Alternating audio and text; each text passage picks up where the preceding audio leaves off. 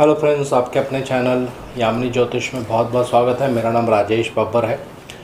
आज मैं आपको भिन्नाष्टक वर्ग से कैसे इवेंट निकाली जाती है इसके बारे में आज बताने जा रहा हूँ। सिंपल सी एक वीडियो है लेकिन बहुत आसान तरीके से मैं आपको बताऊँगा।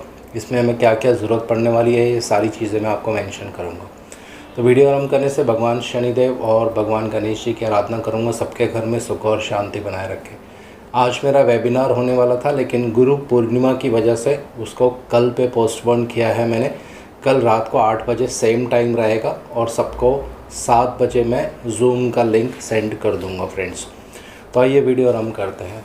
देखिए, जब भी आप ज्योतिष के कोई भी टेक्निक्स पढ़ते हैं, चाहे वो केपी हो, चाहे वो वैदिक हो, चाहे वो भृगुनंदी नाड़ी हो, अलग अलग तरीके से प्रेडिक्शंस जो हैं उसमें की जाती हैं। एक बहुत ही अच्छा सिस्टम है प्रेडिक्शंस करने का जो मैं आज आपको उसका बेस बताने जा रहा हूँ, क्योंकि इस पर बहुत लंबी वीडियो बनाऊँगा आने वाले टाइम में। सिर्फ पक्ष देखकर भी आप फलित कर सकते हैं। पक्ष का मतलब क्या होता है? कृष्ण पक्ष और शुक्ल पक्ष। शुक्ल पक्ष और कृष्ण पक्ष का ताल्लुक़ सीधा चंद्रमा से होता है। तो अगर मान लीजिए किसी का जन्म षष्ठी तिथि में है, यानी छठी तिथि में किसी का जन्म है और चंद्रमा, उदाहरण के लिए मान लेते हैं कि उनके छठे भाव में चंद्रमा है, तो जब छठी तिथि का चंद्रमा होता है तो ऐसे चंद्रमा को कहते हैं कि ये चंद्रमा वृद्धि कर रहा है, यानी ग्रो कर रहा है, धीरे धीरे आगे बढ़ेगा और इसमें बल जो है वो बढ़ता जाता है। तो एक सिंपल सा फलित आप यहाँ पे क्या कर सकते हैं। छठा घर रोग का होता है, तो ऐसे व्यक्ति को रोग से लड़ने की बहुत ज़्यादा शक्ति होती है। छठा घर जॉब का होता है, तो अगर ऐसा व्यक्ति जॉब करता है और जीवन वहाँ से प्रारंभ करता है तो धीरे धीरे उसमें तरक्की होनी शुरू हो जाती है। तो कृष्ण पक्ष, शुक्ल पक्ष, किस तरह से तिथियाँ, बहुत सी इसमें चीज़ें होती हैं जिससे सिर्फ आप 2-3 प्रेडिक्शंस जो है यहाँ पे कर सकते हैं। इसी तरह से सूर्य देव से भी बहुत सारे फलित आप कर सकते हैं। आने वाली वीडियोस में थोड़ा सा डिस्कस करेंगे डिटेल में। तो आज अपने मेन टॉपिक पर चलते हैं, भिन्नाष्टक वर्ग। तो मैंने बुध देव का यहाँ भिन्नाष्टक वर्ग लिया है, पहले से ही मैंने चार्ट्स बना के रखे हैं। बुध देव के भिन्नाष्टक वर्ग में 54 शुभ बिंदु होते हैं।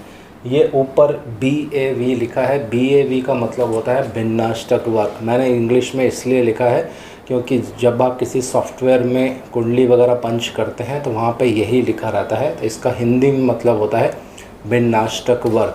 अब इसको एक थोड़े आसान तरीके से समझ लेते हैं कि यह होता क्या है।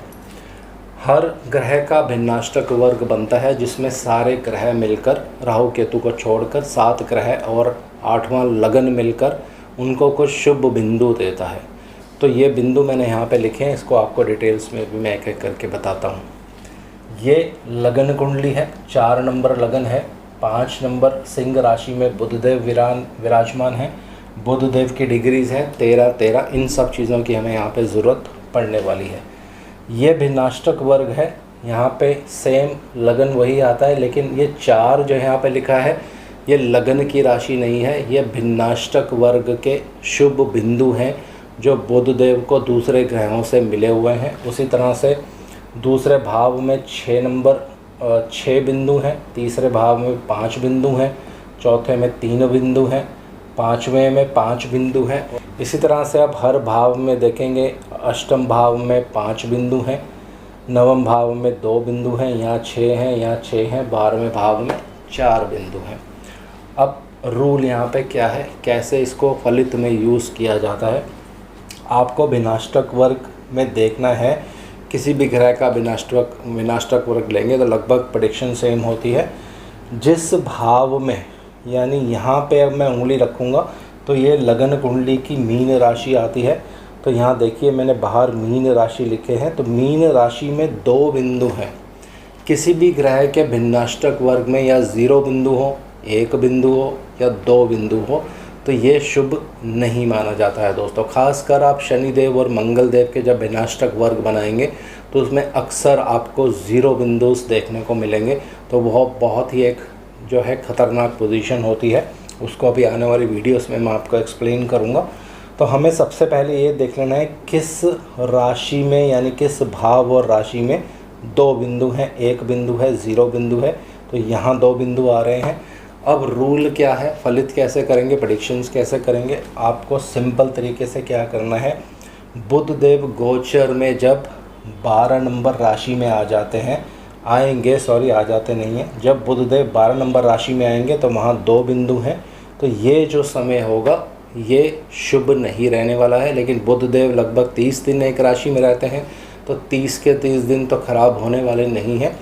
यहाँ पे इस्तेमाल करते हैं डिग्रीज़ को। तो जो बुधदेव की डिग्रीज़ होंगी, जन्म कुंडली के बुधदेव की डिग्रीज़ आपको देखनी है।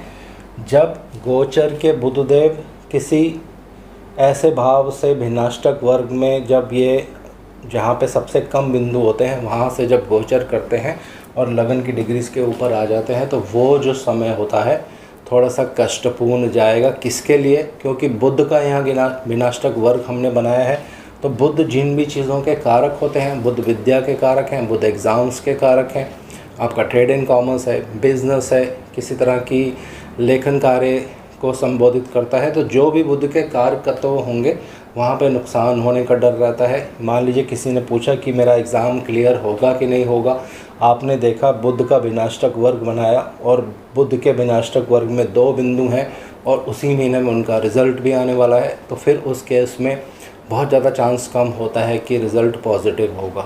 तो जितने भी बुध के कारकत्व होंगे वो ख़राब हो जाते हैं उस महीने में आपको, और स्पेशली उन दिनों में जब बुधदेव इस डिग्रीज़ के ऊपर आ जाएंगे। जब तक इसको पूर्ण रूप से 2-3 डिग्रीज़ पार नहीं कर लेते हैं वो समय थोड़ा सा कष्टपूर्ण रहता है।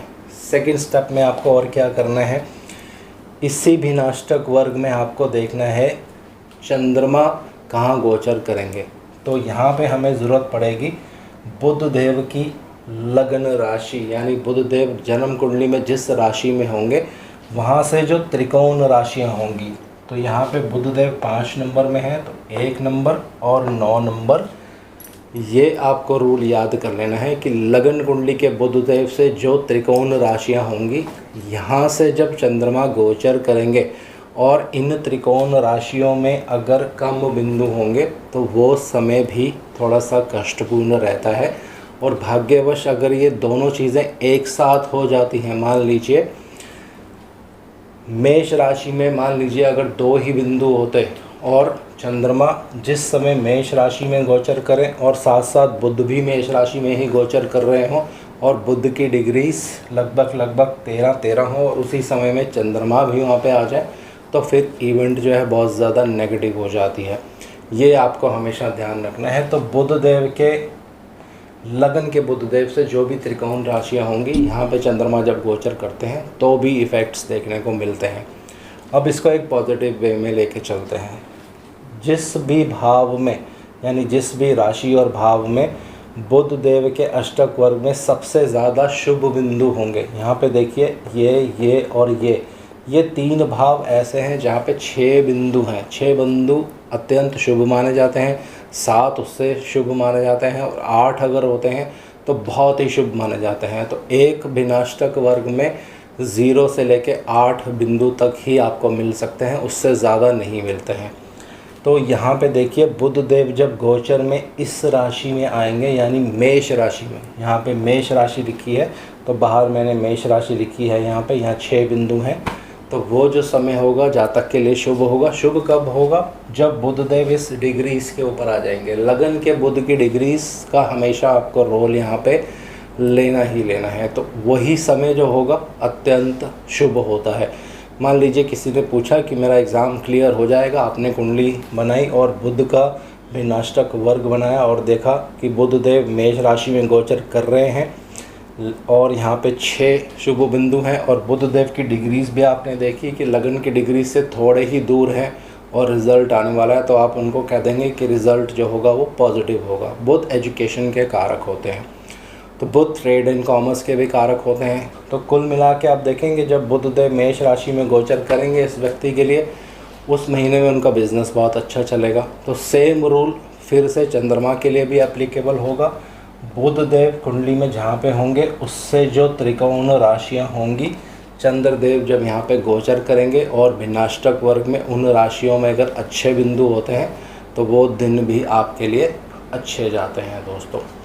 तो ये बहुत ही अच्छा नियम है। बुध का भिन्नाष्टक वर्ग आप बनाएंगे शुक्र का विनाशक वर्ग बनाएंगे, शनिदेव का, गुरुदेव का, हर ग्रह का, मंगल देव का, हर ग्रह का विनाशक वर्ग बना के वहाँ पे उस ग्रह को आपको गोचर में लेना है। फिर उसकी लगन की डिग्रीज देखनी है और उससे जो त्रिकोण राशियाँ होती हैं कहाँ से, जहाँ जन्म कुंडली में वो ग्रह बैठा होगा और उस ग्रह की जो डिग्रीज होंगी उसके ऊपर जब वो गोचर का प्लैनेट आएगा तो आपको शुभ या अशुभ परिणाम देखने को 100% मिलता है दोस्तों। तो ये बहुत ही सुंदर टेक्निक है। इससे ये भी आप पता लगा सकते हैं, अगर शनिदेव का विनाशक वर्ग आपको अच्छे से देखना आता है तो आपको ये भी पता चल जाएगा कि कौन सा लगन मेरे लिए शुभ है या मेरे लिए अशुभ है। नेक्स्ट वीडियो में इसी पे बनाने वाला हूँ कि शनिदेव के विनाशक वर्ग से हम कैसे जान सकते हैं कि ये वाला लगन जो मेरे लिए उदित हो रहा है एक पर्टिकुलर दिन में मेरे लिए शुभ रहेगा या अशुभ रहेगा दोस्तों। तो आज इस वीडियो को यहीं विराम दे रहा हूँ। आशा करता हूँ कल मेरे वेबिनार में सब लोग पार्ट लेंगे। जय शनिदेव।